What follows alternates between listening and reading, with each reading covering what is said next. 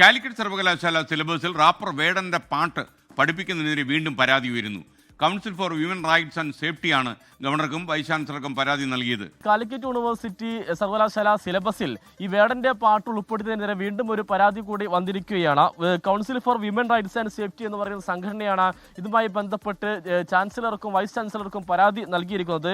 ഈ പരാതിയിൽ പറയുന്നത് സ്ത്രീ പീഡനത്തിൽ കേസിൽ പ്രതിയായിരിക്കുന്ന ഈ വേടന്റെ പാട്ട് ഒരു തരത്തിലും ഈ സിലബസിൽ തുടരാൻ പാടില്ല. കാരണം അത് സ്ത്രീവിരുദ്ധവും ആശങ്കപ്പെടുത്തുന്നതുമാണ്. അതുകൊണ്ട് തന്നെ ഈ സ്ത്രീകളുടെ അന്തസ്സിന് നിരക്കാത്ത ഒരു കാര്യമാണ് ഈ പരാതിയിൽ ചൂണ്ടിക്കാണിക്കുന്നു. ഇത് പുതുതലമുറയ്ക്ക് തെറ്റായ സന്ദേശം നൽകാനുള്ള ഒരു കാരണമാണെന്നും ഈ പരാതിയിൽ ചൂണ്ടിക്കാണിക്കുന്നു. അതുകൊണ്ട് തന്നെ എത്രയും പെട്ടെന്ന് ഈ പാട്ട് പിൻവലിക്കണം എന്നുള്ളതാണ് ഇതുമായി ബന്ധപ്പെട്ട് ഈ പരാതിയിൽ പറയുന്നത്.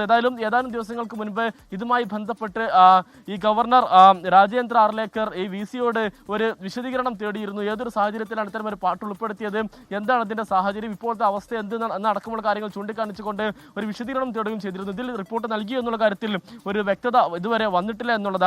ഈ BA മലയാളം 3ാം സെമസ്റ്റർ പാഠ്യപദ്ധതിയിലാണ് വേടന്റെ ഭൂമി ഞാൻ വാഴുന്നിടം എന്ന് പറയുന്ന പാട്ട് ഈ സർവകലാശാല ഉൾപ്പെടുത്തിയത് എന്നുള്ളതാണ് ഏറ്റവും പ്രധാനപ്പെട്ട കാര്യം. ഇതിനെതിരെ ആദ്യം BJP അനുകൂല സിൻഡിക്കേറ്റ് അംഗമാണ് പരാതിയുമായി രംഗത്ത് വന്നൊരു സാഹചര്യം ഉണ്ടായത്. പിന്നാലെ ഇത് വലിയ വിവാദമാവുകയും ചെയ്തിരുന്നു.